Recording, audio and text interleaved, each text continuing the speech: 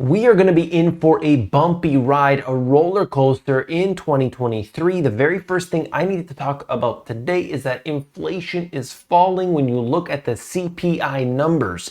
But what does that entail for businesses and for consumers? We'll bring that to you. The second thing is what to watch for 2023. We're going to talk about China. We're going to look at stocks. We're going to talk about the economy as a whole. You don't want to miss it. Let's begin. A few days ago, I brought this information to you showing the producer prices had increased. This is important, of course, because the raw materials then go into making the consumer products, which are sold to the buyers of those. And of course, if those raw materials have gone up, that means they're going to have to increase their prices. Consumers pay more.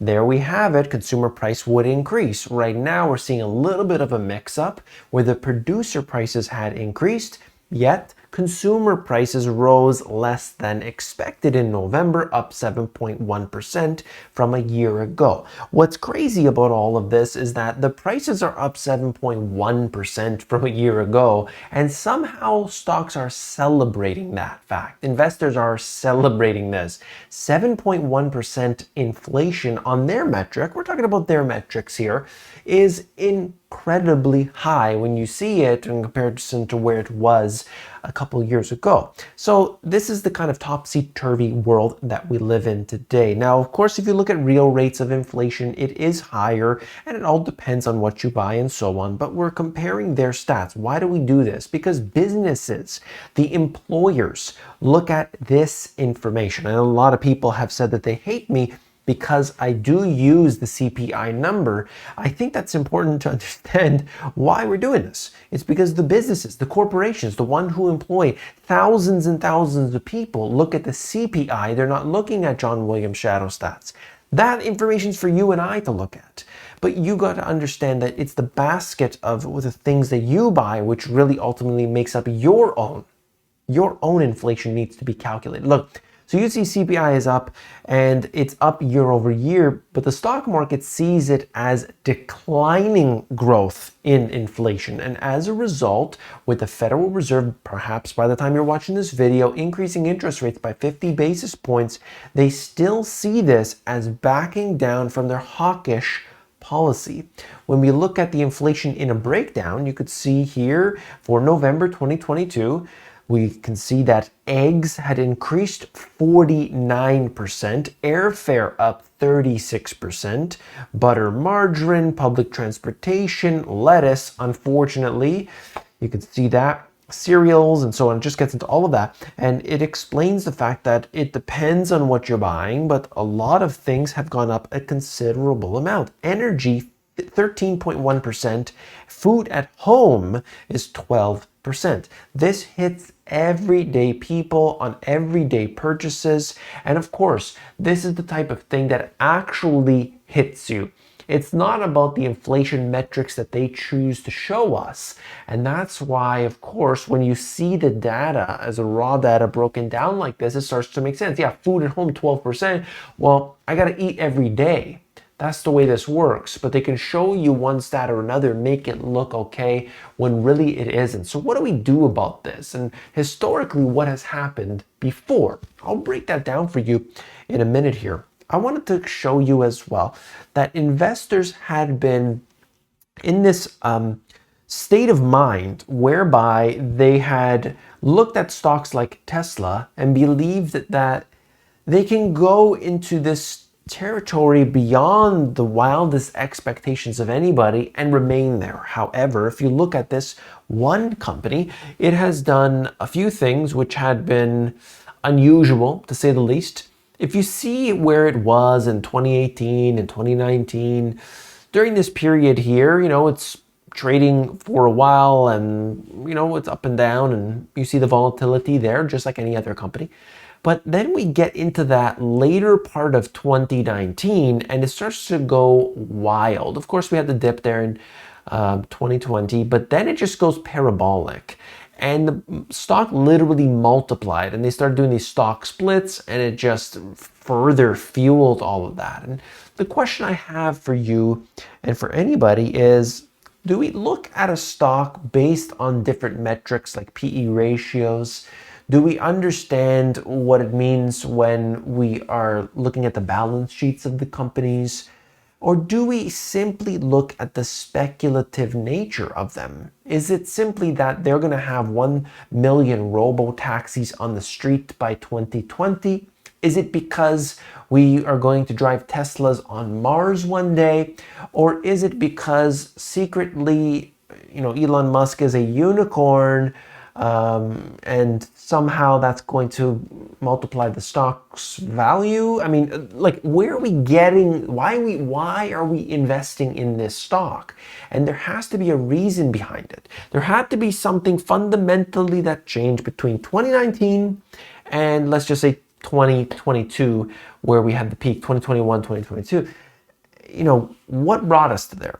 And of course, it's not because of one factor within that company. Oh, they sold 400,000 cars this quarter, therefore the stock multiplied by 10x.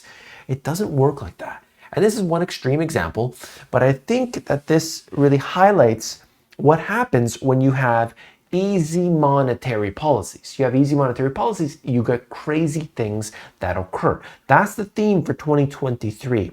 Okay, big time. Copper prices, traditionally a barometer for the global economy, are expected to soar next year. Watch what happens with copper as well as other industrial metals. That's going to tell us whether a potential recession that they're willing to admit, that recession is going to have a big impact here, or are we simply going to grow past it? Look at what they call Dr. Copper. That's their favorite term. And I just wanted to show you that when we look at these different stocks out there, oh, they perform so well, you compare that to something like fine wine, and fine wine, in my opinion, vastly outperformed the S&P 500. It just does. And that's the thing that people are not understanding, that when you see what do the really wealthy people, where do they put their money? Once they have all the fancy things in life, they start to say, okay, I need to park my money somewhere, the excess capital. And they do that in things like fine wine. They do that in very expensive watches and collectible cars, and they buy art, and they do all these different things that most people simply don't get into.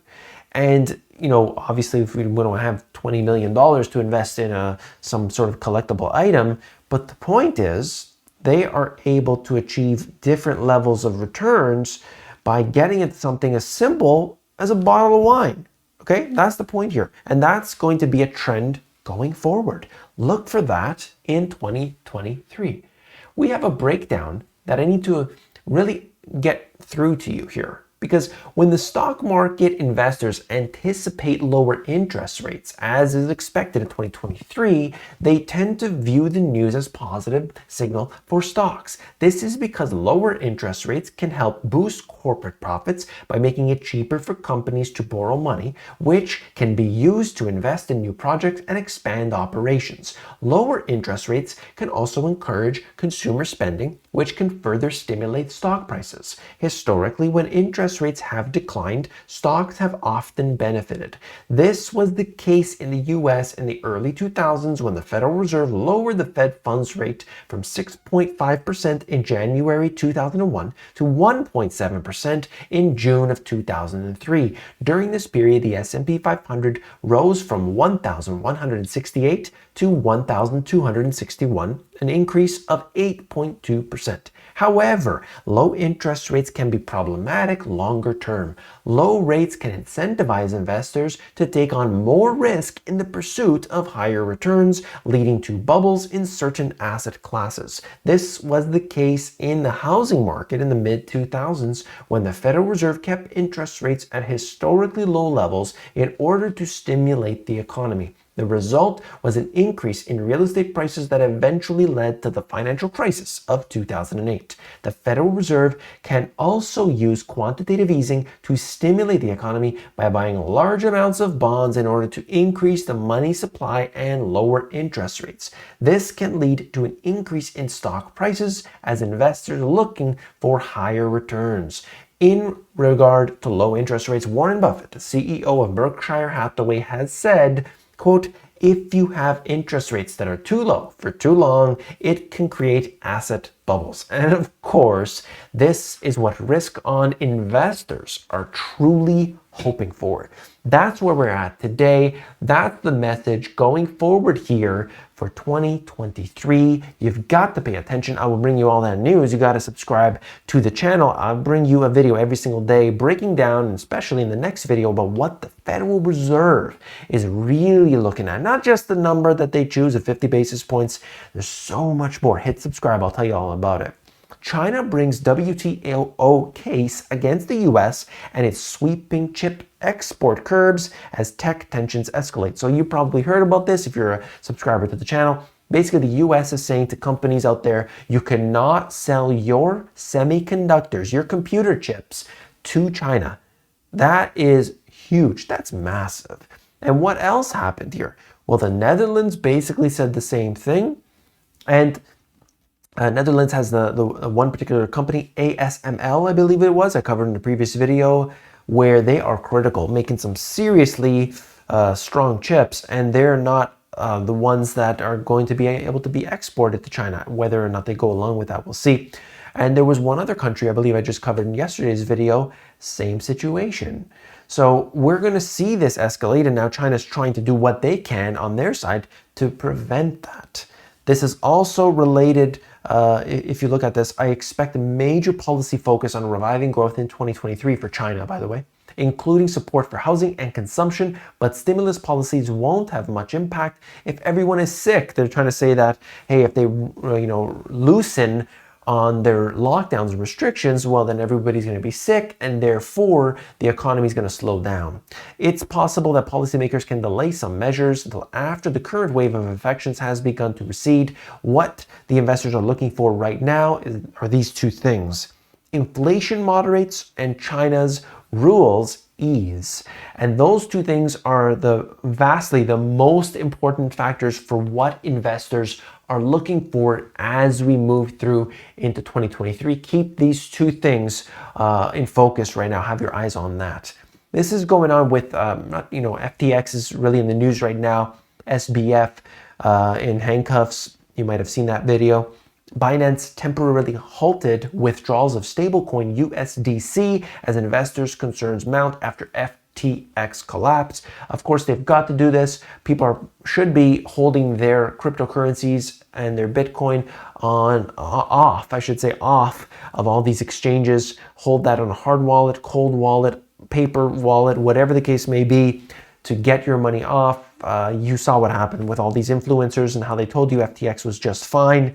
But anyway, that's a different story. Do not believe it. So I believe 2023, we also have the volatility of risk assets, such as cryptocurrencies. And look at this. The Bank of England on Tuesday called for urgent international action from regulators of non-bank financial institutions after it was forced to rescue UK pension funds in September. I brought that to you as well. Look, you can see the crisis that is unfolding within the financial system, and all it took was one thing: increasing interest rates. So as long as interest rates remain high or elevated, we're going to see problems. We're going to see those problems rising up in financial companies and these so-called non-banks. Well, you will have problems, of course, when their shadow banks are doing things that, in my opinion, are going to make SBF, when it rises to the top, are going to make SBF look like Mickey Mouse. Okay, the black market for oil is booming. And why? Of course, you sanction all these countries, you sanction Russia, you sanction Venezuela, whoever, Iran, and you're going to have a black market. That goes for anything. Why is it such a surprise to anybody? Look for what happens with oil. Many people calling for $100 plus oil here in 2023. I'm interested to see how that goes, depending on recession, depending on demand. We will see.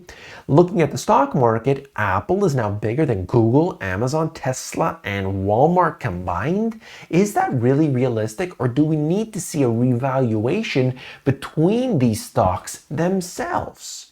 We have to see something change here, and of course, we need to have a breakdown. Let's look at it. Let's talk about this. Without the understanding, we're never going to be able to be able to step back and assess our portfolio as well as our livelihoods in general. When the economy experiences volatility, job losses, worries of recession, or high inflation, businesses are impacted in a variety of ways. Businesses may be forced to reduce their workforce, increase prices, or reduce their operations depending on the severity of the economic circumstances. During times of economic instability, businesses may be hesitant to move forward with new projects or investments so as to protect their assets and revenues. Investors must also be aware of the economic situation and adjust their strategies accordingly. For example, during times of recession, investors may be more likely to invest in safe assets such as government bonds or gold in order to protect their investments. Additionally, in times of high inflation, investors may focus on assets that can appreciate in value to help offset the effects of inflation. Historically, during times of economic downturn, governments have implemented policies to help businesses and investors. For example, during the Great Recession of 2008, the US government implemented a number of measures to help businesses and investors, such as cutting taxes, providing financial aid to businesses, and introducing stimulus packages. As Warren Buffett once said, quote, "Only when the tide goes out do you discover who's been swimming naked." This quote highlights the importance of being prepared for economic volatility and having a plan to protect investments during difficult times.